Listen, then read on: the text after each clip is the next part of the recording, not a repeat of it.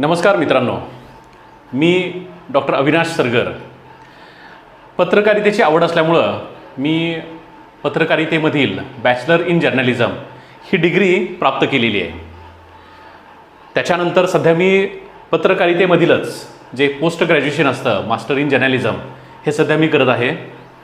आणि पत्रकारितेमधील हे जे शिक्षण आहे हे घेत असताना माझे जे सहकारी मित्र आहेत, पत्रकार विद्यार्थी, त्यांच्याशी बोलताना एक गोष्ट प्रकर्षानं जाणवली की त्या सर्वांचं मत असं आलं की पत्रकारांसाठी इंग्रजी, की पत्रकारांनासुद्धा इंग्रजी बोलता आलं पाहिजे. साध्या साध्या टर्म्स ज्या असतात त्या पत्रकारांना बोलता आला पाहिजेत. तर असा एक विषय त्यांनी सुचवला आणि मला म्हणले की तुमचं जे यूट्यूब चॅनेल आहे नवी भरारी, याच्यावरती तुम्ही अशी काही सिरीज करता का की ज्याच्या माध्यमातून पत्रकार बांधवांसाठी की इंग्रजी कसं बोलता येईल, असं एक सोप्या भाषेमध्ये आपल्याला काय करता येईल का, असं त्यांनी सुचवल्यानंतर तो विषय माझ्या मनामध्ये आला की बाबा हा विषय फार चांगला आहे आणि पत्रकारांसाठी नक्कीच आपल्याला काहीतरी बनवावं लागेल जेणेकरून त्यांना इंग्रजी सोप्या भाषेमध्ये बोलता यावं. आणि त्यासाठी हा आपण आज प्रयत्न करतो आहे. अशा प्रकारे पत्रकारांसाठी आणि पत्रकारितेमधील जे आमचे सहकारी विद्यार्थी आहेत किंवा इतर विद्यापीठात जे शिकत आहेत त्या सर्वांसाठी अशी एक यूट्यूबवर आपण एक मालिका बनवत आहोत की ज्याच्या माध्यमातून पत्रकारांना इंग्रजीचा एक आत्मविश्वास निर्माण होईल. इंग्रजी कसं बोलावं. बघा, पत्रकारिता म्हणलं की त्यांचं जग हे काही मर्यादित नाही आहे, अमर्याद बातम्यांचं जग आहे. म्हणजे जग त्यांना लहान पडतं. म्हणजे इथून चांद्यापासून राज्यामध्ये, चांद्यापासून बांद्यापर्यंतच्या बातम्या, तर तसंच नवी दिल्ली ते अक्षरशः न्यूयॉर्कपर्यंतचं, म्हणजे एवढं मोठ्या बातम्यांचा जो आवाका आहे तो त्यांना कव्हर करायचा असतो. आणि अशा वेळी बातम्या कव्हर करत असताना समजा इतर देशातील बातमी जर आपल्याला कव्हर करायची असेल तर अशावेळी भाषा ही अडचण ठरू शकते. मग त्यावेळी बघा, आता ज्यावेळी पत्रकार मराठी वृत्तपत्रामध्ये काम करतात त्यावेळी नक्कीच त्यांना मराठीचं चांगलं ज्ञान असणं आवश्यक आहे, मराठी व्याकरणाचं चांगलं ज्ञान आवश्यक आहे, मराठीवर कमांड असणे गरजेचे आहे, मराठी भाषेवरती जर प्रभुत्व असणं गरजेचं आहे.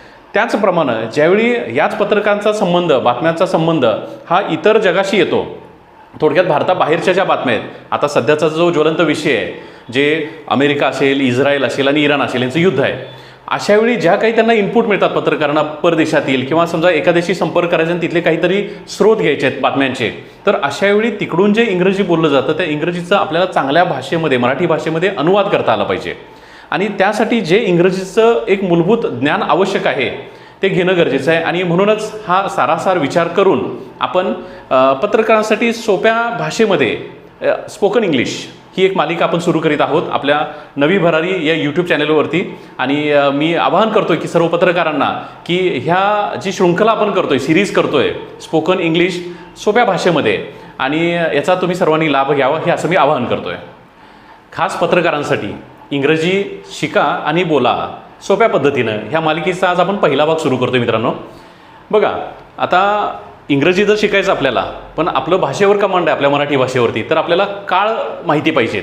आता हे तुम्हालाही माहिती असणार आहेत. आपले मूळ काळ कुठले आहेत, तर 3 काळ आहेत. कुठले? एक असतो तो भूतकाळ, घडून गेलेल्या घटना ज्या आपण भूतकाळमध्ये मांडतो. जे सध्या घटना घडतात किंवा आपण जे जगतो तो असतो तो वर्तमान काळ. आणि ज्या घटना घडणार आहेत, ज्या भविष्यात घडतात, त्याला आपण म्हणतो भविष्यकाळ.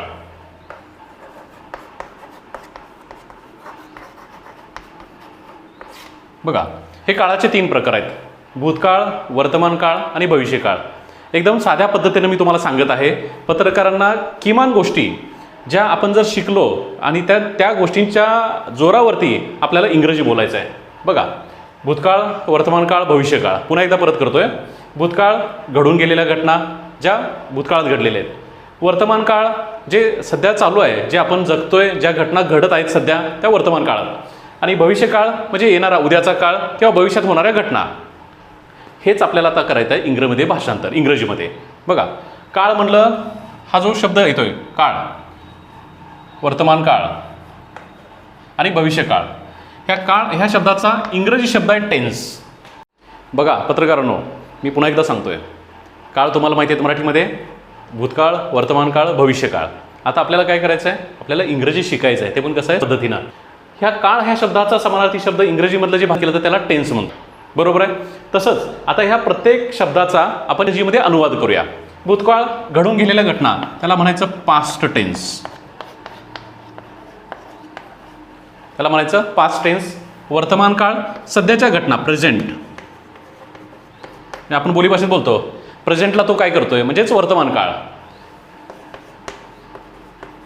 आणि ज्या घटना घडणार आहेत भविष्यामध्ये त्या घटना भविष्यकाळ, त्याला इंग्रजीमध्ये त्याचं भाषांतर काय होतंय तर फ्युचर टेन्स.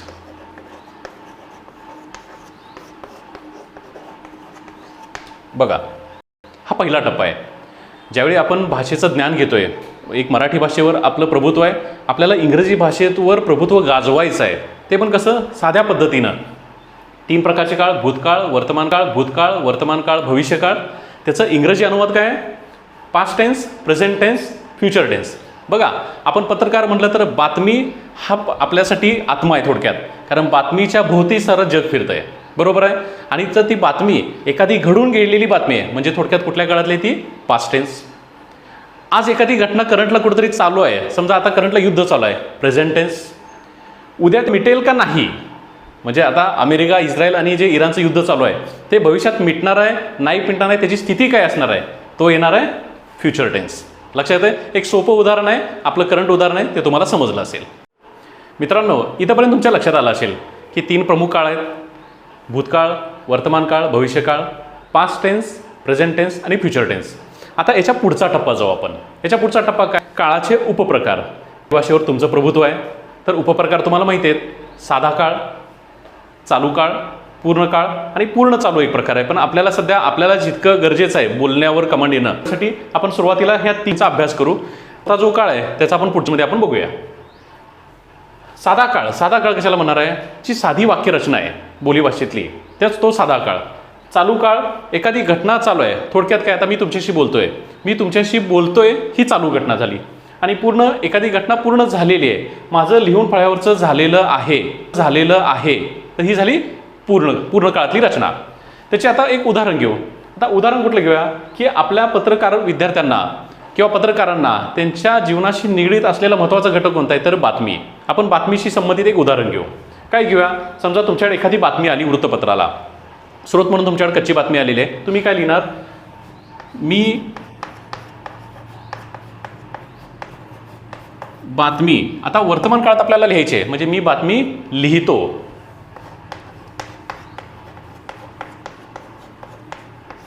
बघा आपल्या सर्वांशी निगडीत कुठली गोष्ट आहे? बातमी.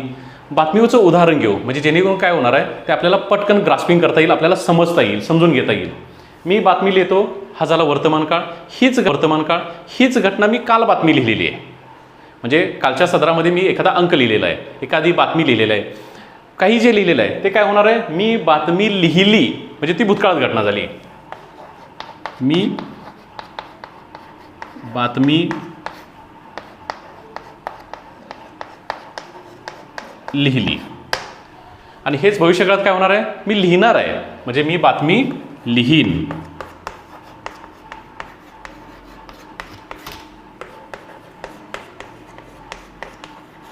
सुरुवातीला आपण टेन्स बघितले, 3 प्रकार मराठीत आहेत, त्याचे इंग्रजीमध्ये भाषांतर केलं. त्याच्यानंतर त्याचे उपप्रकार बघतोय आपण. उपप्रकार कशाला म्हणायचे ते सांगितलं, साधा, चालू आणि पूर्ण. आणि त्याचं एक आपल्या सर्वांशी निगडीत उदाहरण आपण घेतलेलं आहे, मी बातमी लिहितो. आता हा झाला साध्या काळातली आपण वाक्यरचना झालेली आहे. हीच वाक्यरचना चालूमध्ये करता येत्या, पूर्णमध्ये करता येत्या. पण आपण आता पहिला टप्पा समजून घेऊ. ह्या बातमीमध्ये कशी रचना केलेली आहे, ग्रॅमॅटिकल म्हणजे व्याकरणाच्या दृष्टीने हे कसं लिहिलेलं आहे बघा. इथं काय, मी जो कोण आहे तो करता आहे. करता म्हणजे बोलणारा, म्हणजे त्या वाक्यामध्ये काम करणारा जो असतोय तो आहे करता, मी. बातमी हे झालं कर्म, म्हणजे आपण काम करतोय. काय काम करतोय तर आपण बातमी लिहितोय. म्हणजे एखाद्या ठिकाणी काय करतोय, आता मी तुमच्याशी बोलतोय, जे काही गोष्टी मी तुम्हाला सांगतोय ते झालं कर्म, बरोबर आहे. इथं काय आहे, मी बातमी हे कर्म झालं. आणि लिहिणं ही प्रक्रिया, क्रियापद म्हणजे वाक्याच्या शेवटी जो शब्द येतो आणि वाक्याचा अर्थ पूर्ण करतो त्या शब्दाला म्हणायचं क्रियापद. तर इथं लिहितो हे झालं क्रियापद. बघा झालं. मी ह्याला जर नंबरिंग दिलं म्हणजे ह्याला नंबर मार्क केले तर 1 नंबरला कोण येणार आहे? कर्ता येणार आहे. 2 नंबरला येणार आहे कर्म येणार आहे. आणि 3 नंबरला येणार आहे क्रियापद. बघा आपण साधं वाक्य घेतलेलं आहे. वाक्य काय आपलं? मी बातमी लिहितो, बरोबर आहे. साधं वाक्य. छोटं वाक्य का घेतलंय की जेणेकरून आपल्याला पहिल्यांदा वाक्यरचना कशी केली जाते हे समजावी. कर्ता, कर्म आणि हे आहे त्याचं क्रियापद. बरोबर लक्षात आलं. सेम रचना इथं आहे. मी 1 नंबरला घेतलेला आहे कर्ता कर्म, 2 नंबरला आणि 3 नंबरला क्रियापद. इथंही तसंच आहे. म्हणजे हे झालं मराठीमधली वाक्यरचना. मराठीमधली वाक्यरचना. आता आपल्याला हे करायचं आहे इंग्रजीमध्ये. बघा आपला मुद्दाच काय आहे की इंग्रजी आपल्याला शिकायचं आहे. कसं सोप्या भाषेमध्ये बोलायचं आहे, कसं सोप्या भाषेमध्ये शिकून बोलायचं आहे. आणि म्हणून हे एक सिम्पल मेथड आहे की ह्याच्यामध्ये आपल्याला इंग्रजी पूर्णपणे समजणार आहे. आता हे आपल्याला इंग्रजीमध्ये कन्वर्ट करायचं आहे, रूपांतर करायचं आहे. प्रत्येकाला एक मूलभूत मीला आपण इंग्रजीमध्ये काय म्हणतो? आय. बरोबर आहे. मीला काय म्हणतो आपण? आय म्हणतो. मी स्वतः बदलतोय. आता बऱ्याच गोष्टी तुम्हाला आपण पुढच्या भागामध्ये सांगणार आहे. I, we, he, she, it आणि दे ही रचना तुम्हाला माहिती आहे. पण हे विस्तृतपणे मी तुम्हाला नक्की सांगेन. तुम्हाला त्याचा एक चार्ट लिहून देईन. आय म्हणजे मी. बातमीला इंग्लिशमध्ये काय म्हणतो? बातमीला इंग्लिशमध्ये काय म्हणतो? न्यूज. द न्यूज म्हणतो आपण. इंग्रजीमध्ये काय फरक आहे? इथं जी वाक्यरचना आहे आपली ते पहिल्यांदा आपण काय घेतोय? कर्ता, नंतर कर्म घेतोय, नंतर क्रियापद घेतोय. इंग्रजीमध्ये थोडंसं उलटफेर आहे. इंग्रजीमध्ये काय लिहितोय? I write the. बदल काय झाला? आय हा झाला कर्ता जिथं इथं आहे. राईट हे झालं मराठीमध्ये ज्याला आपण क्रियापद म्हणतो, इंग्रजीमध्ये त्याला वर्ब. इथं किती 3 नंबरला आहे? तो इथं आलेला आहे 2 नंबरला. हा फक्त बदल आहे.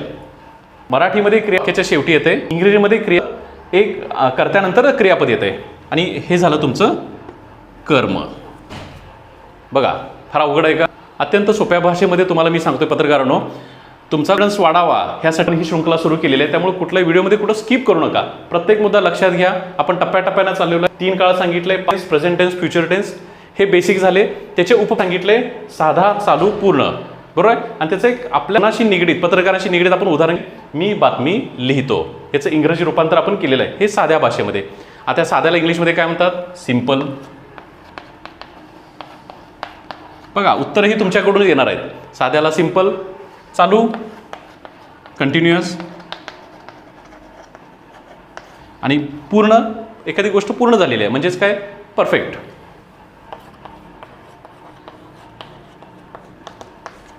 बघा काळाचे उपप्रकार बघितले. मुख्य प्रकार बघितल्यानंतर आपण काळाच्या उपप्रकारामध्ये जो साधा काळ आहे, साधा, त्या साध्या काळामधला साधा भूतकाळ, साधा वर्तमान काळ आणि साधा भविष्यकाळ हे आपण बघतोय. आणि त्याचं प्रमुख उदाहरण घेतलं आपण, मी बातमी लिहितो, आय राईट द न्यूज. आता बघा, आता हे करत असताना आपल्याला काम काय करायचं? आपल्याला क्रियापदं लिहून काढायची आहेत. आपल्याला क्रियापदं माहिती करून घ्यायची आहेत. जेवढं तुमच्याकडे क्रियापदाचा संग्रह होणार आहे म्हणजे वर्बचा, तेवढंच आपल्याला इंग्रजीवर लवकर कमाल आहे. कारण वाक्य पूर्ण करायचं झालं तर गरज कशाची आहे? कर्ता आणि क्रियापद. ह्या 2 गोष्टी फार महत्त्वाच्या आहेत मित्रांनो. त्या तुम्हाला मी पुढच्या सिरीजमध्ये क्रियापदांची एक लिस्ट देतो. तेवढे किमान क्रियापदं तुमच्या डिक्शनरीमध्ये असले पाहिजेत. बघा मी बातमी लिहितो याचं इंग्रजी ट्रान्सलेशन केलं आहे, मी आय राईट द न्यूज. आता हेच आपल्याला काय करायचं आहे? थोडंसं एक टप्पा अगोदर भूतकाळात जायचं आहे. म्हणजे काल समजा तुम्ही बातमी लिहिलेली असेल, तुम्ही कसं लिहिणार? बघा मित्रांनो, आता उपप्रकारामधला आपण पहिला उपप्रकार बघितला आहे साधा म्हणजे सिंपल. आता सिंपल प्रेझेंट टेन्स म्हणजे साधा वर्तमान काळ. त्याचं एक उदाहरण घेतलंय, मी बातमी लिहितो आणि बोलणार आहे कसं? I right the news. बरोबर आहे, मी बातमी लिहितो. आता काय करायचं आहे? फक्त छोटा फरक आहे. आपल्याला हे भूतकाळात घटना घडवायची. आता कशी? मी बातमी लिहिली, रचना सेमच आहे. पहिल्यांदा काय येणार आहे? कर्ता आय, ज्याला आपण इंग्रजीमध्ये सब्जेक्ट म्हणतो. त्या गोष्टी मी हळूहळू तुम्हाला देत जाईन. तुम्हाला एकदमच ह्या गोष्टीनं कन्फ्युजन होणार आहे. त्यामुळे साध्या पद्धतीने सांगतोय. आय बातमी हा शब्द 3 नंबरला येणार आहे. राईट. आता बघा क्रियापदाची रूपं असतात. क्रियापदाची समजा फॉर एक्झाम्पल राईटचं राईट, रोट, रिटन, रायटिंग. मग ते पण तुम्हाला विस्तृतपणे देईन पुढच्या सिरीजमध्ये. आय राईटचं भूतकाळातलं रूप आहे रोट, आय रोट. परत कर्म जसं आहे तसं येणार आहे द न्यूज. बघा म्हणजे इथं काय झाला? कर्ता आला, ज्याला आपण सब्जेक्ट म्हणतो इंग्रजीमध्ये. सब्जेक्ट, रोट वर्ब, वर्बचं दुसरं रूप आलं. हे प्रथम रूप झालं. वर्बचं दुसरं रूप रोट. द न्यूज सेम आहे सब्जेक्ट. झालं. फारसा फरक आहे का? रचना सेम, रचना सारखीच आहे, फक्त आहे क्रियापदाचा आपण बदलतोय. तर प्रथम क्रियापदाचं रूप घेतलंय तर द्वितीय घेतोय. आय द न्यूज, बातमी लिहिली, हे भूतकाळात घटना घडली. हेच काय करायचं आहे आपल्याला आता? भविष्यातलेच आहे. कसं लिहिणार? तिथं आपल्याला काही शब्दांचा आपल्याला मदत घ्यावी लागणार आहे. आय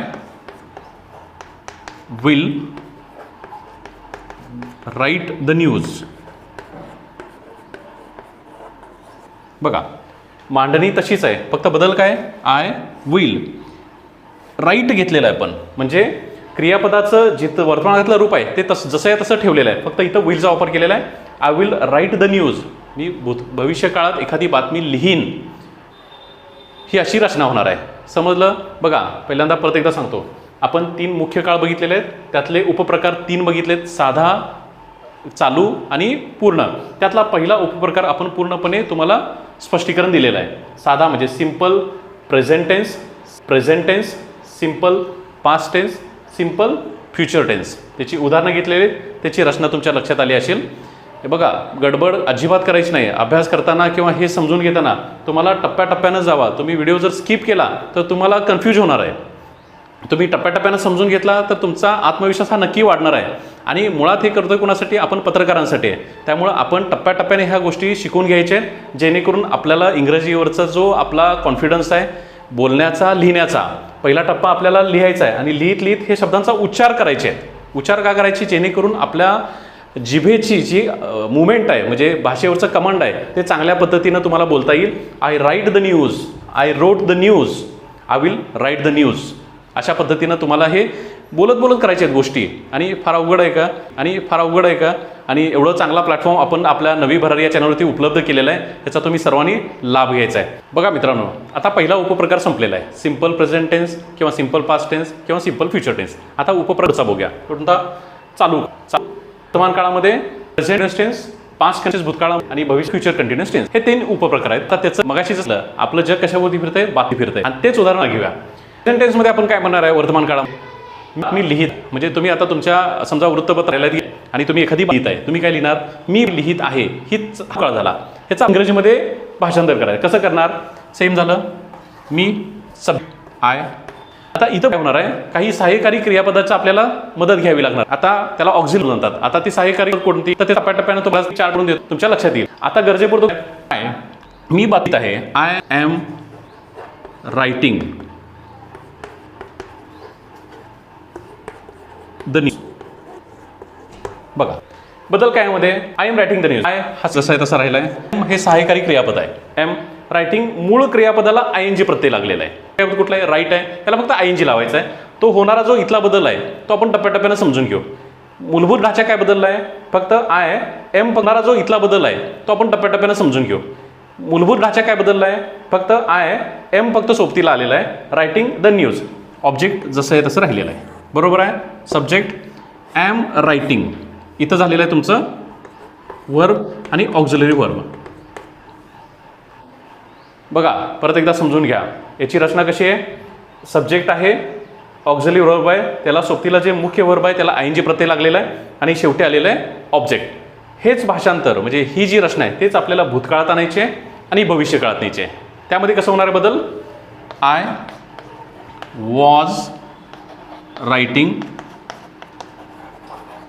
द न्यूज, म्हणजेच काय, मी बातमी लिहित होतो, म्हणजे चालू प्रक्रिया पण कधी आहे, भूतकाळातली आहे. आय वॉज हे आपण भूतकाळात, वॉज वेअर हे भूतकाळात वापरतो आपण.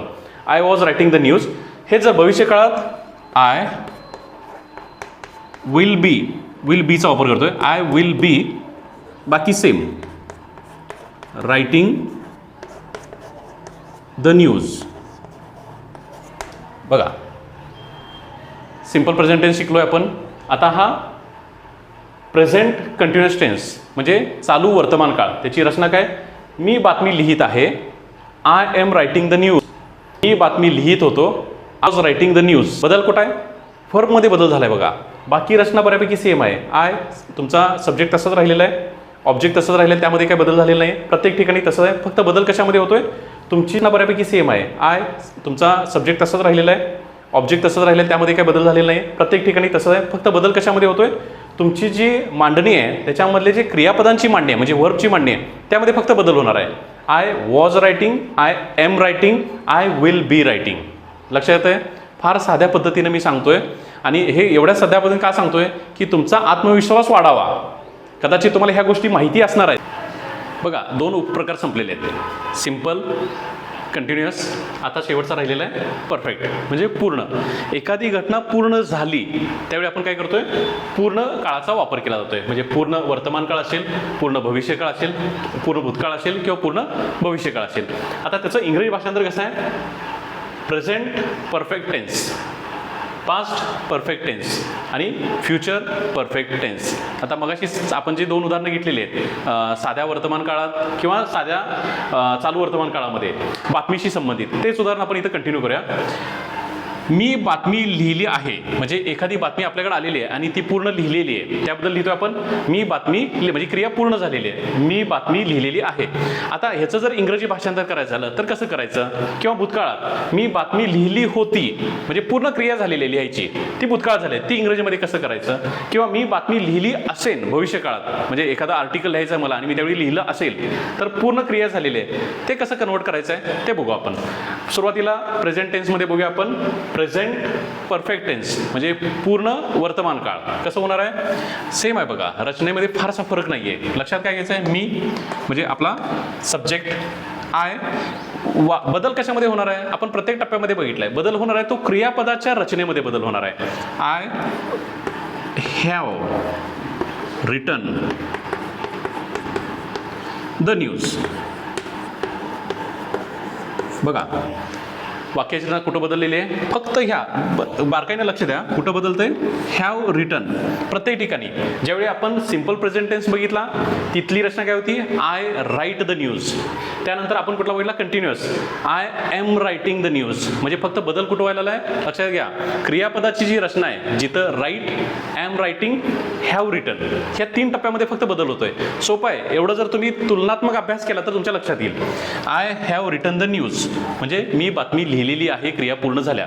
हेच जर मी भूतकाळात आलो, काय लिहायचं मला, आय, सेम आहे, तुम्हाला लक्षात येईल. आय बातमी लिहिली होती म्हणजे पूर्ण भूतकाळात पूर्ण झालेली घटना आहे. बदल कशात होणार आहे, फक्त क्रियापदाच्या रचनेमध्ये. I had written the news. बघा, परत इथं मी जरा तुम्हाला हायलाईट करून दाखवतोय. हॅड रिटन, फक्त रचना कुठं बदललेली आहे, क्रियापदांची रचना प्रत्येक ठिकाणी बदल, हॅव रिटन. आणि हेच भविष्यकाळात कसं होणार, I will have written the news. बघा, एकदा बघून घ्या. 3 उदाहरणं आहेत. एक आहे वर्तमान काळातलं परफेक्ट प्रेझेंट टेन्स, एक आहे भूतकाळातलं परफेक्ट पास्ट टेन्स, एक आहे भूतकाळातलं परफेक्ट पास्ट टेन्स आणि एक आहे भविष्यकाळातलं परफेक्ट फ्युचर टेन्स. बदल कुठे केलाय, मी प्रत्येक ठिकाणी बघा हायलाईट केलाय. Had written, have written, will have written. बरोबर आहे, इथं बदल केलेला आहे. इथं बदल काय तुमच्या नजरेत आला असेल, काय बदल आहे बघा, रिटन हा शब्द आलेला आहे. वर्तमान काळात राईट, पुढं वर्तमान काळातला साधा होता सिम्पल प्रेझेंट टेन्समध्ये राईट हा शब्द आला, म्हणजे क्रियापदाचं पहिलं रूप आलं. दुसरा जो चालू क्रिया होती त्याच्यामध्ये काय आलं, एम रायटिंग दुसरं रूप आलं. आणि इथं क्रियापदाचं हे तिसरं रूप आहे, रिटन. म्हणजे राईट, रोट, रिटन, ह्यामधलं रिटन हे तिसरं रूप आहे ज्याचा वापर आपण इथं केलेला आहे. म्हणजे थोडक्यात काय, आज आपल्या ह्या पहिल्या भागामध्ये आपण काय बघतोय की आपल्याला जे असणारे काळ आहेत, जसं मराठीमध्ये आहेत तसेच आपण इंग्रजीमध्ये त्याचं ट्रान्सलेशन केलं. मराठीमधले मूळ काळ आपण बघितले, वर्तमान काळ, भूतकाळ आणि भविष्यकाळ. सेम इंग्रजीमध्ये काय केलं, प्रेझेंट टेन्स, पास्ट टेन्स आणि फ्युचर टेन्स, हे झाले 3 काळ. त्यानंतर आपण कुठला मुद्दा बघितला, थोडंसं रिवाईज करतोय म्हणजे जेणेकरून तुमच्या परत एकदा लक्षात यावं. परत काय बघितलं आपण, काळाचे उपप्रकार बघितले. कोणते काळाचे उपप्रकार, मराठीमध्ये साधा काळ, चालू काळ आणि पूर्ण काळ. परत त्याचं इंग्रजीमध्ये भाषांतर केलं. काय केलं, सिम्पल टेन्स, बघा मी फक्त टेन्स म्हणतोय, सिम्पल टेन्स, कंटिन्युअस टेन्स आणि परफेक्ट टेन्स.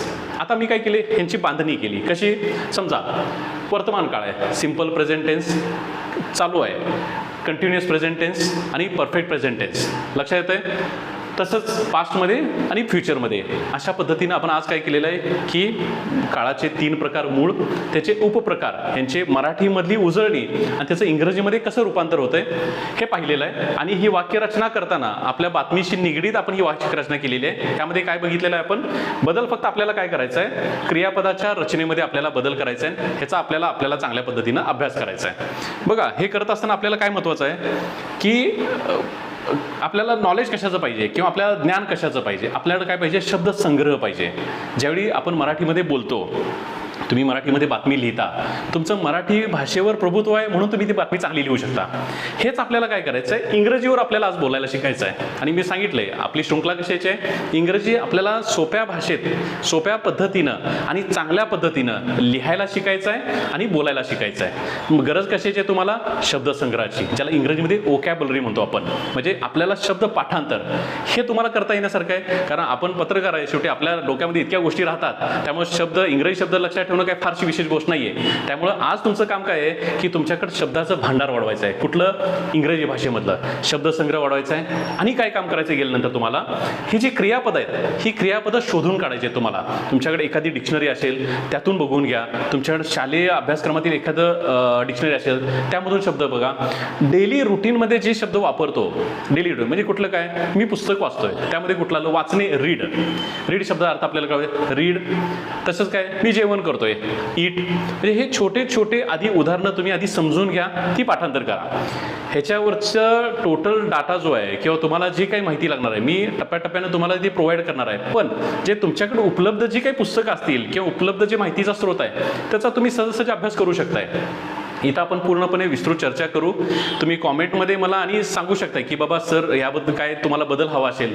पत्रकारांना माझी विनंती आहे की हा तुमच्यासाठी केलेली ही शृंखला आहे, त्यामुळे तुम्ही ह्याचा आवर्जून लाभ घ्यायचा आहे. आणि तुम्हाला ज्या ज्या टप्प्याला वाटतं की ह्यामध्ये शिकवण्याच्या पद्धतीमध्ये तुम्हाला बदल हवा आहे किंवा शिकवताना ह्या गोष्टी आम्हाला थोड्याशा कळाल्या नाहीत, तुम्ही मला कॉमेंटमध्ये मी पुढच्या एपिसोडमध्ये त्या माझ्या पद्धतीनं तुम्हाला अजून चांगल्या पद्धतीने एक्सप्लेन करायचा प्रयत्न करेन. आणि नक्कीच मला खात्री आहे की ही शृंखला तुम्हाला आवडेल आणि येत्या काही दिवसात तुम्ही चांगल्या पद्धतीने इंग्रजी नक्कीच बोलू शकाल. आणि एक वेळ अशी येईल की तुम्ही आणि मी इंग्रजीमध्ये संभाषण करू, संवाद करू. आणि आज तुम्ही मी विनंती करतोय की आवाहन करतोय, हा व्हिडिओ पूर्णपणे बघा. तुमच्या इतर पत्रकार बांधवांना, मित्रांना तुम्ही शेअर करा आणि आपल्या चॅनेलला सबस्क्राईब करायला विसरू नका. धन्यवाद.